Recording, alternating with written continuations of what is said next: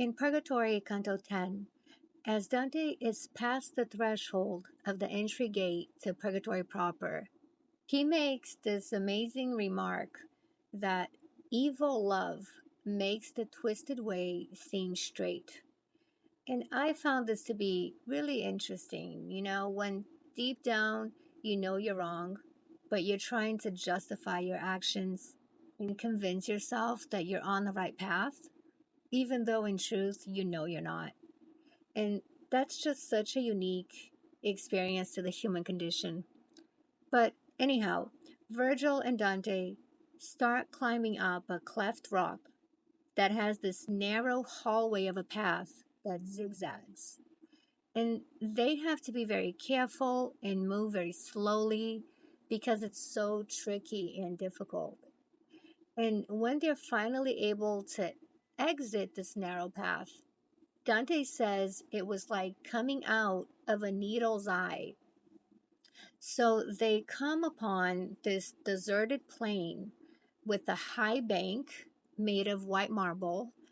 And on this marble wall, there are carvings, these sculpted reliefs that are the most beautiful Dante has ever seen. He says the artwork of nature itself and that of Polyclitus don't even come close to how mesmerizing these carvings are. And for reference, Polyclitus was one of the greatest Greek sculptors of classical antiquity.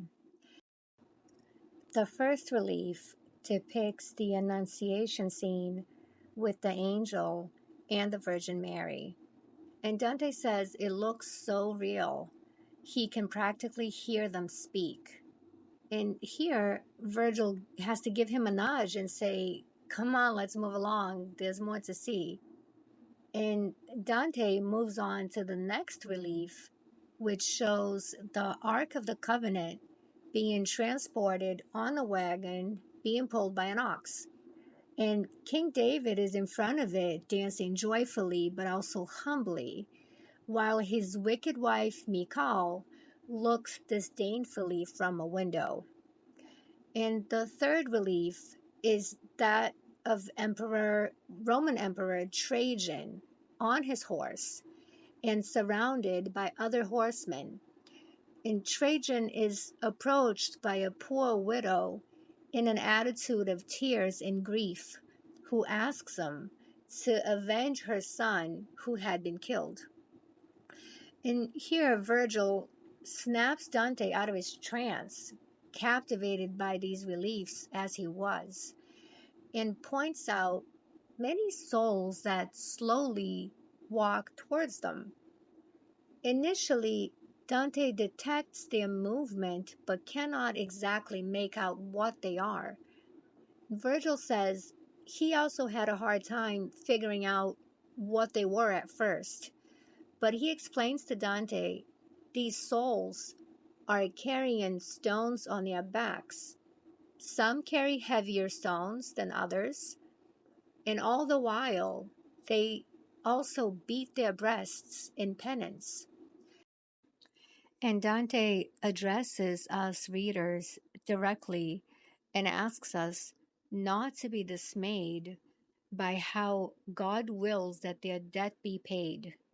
He advises us, do not regard the form of the suffering. Think what follows it. Think that at worst, it cannot go beyond the great judgment. And here we're also reminded that the souls in purgatory are willingly redeeming themselves, purging themselves of their vices and sins, so they can eventually be worthy of ascending to heaven.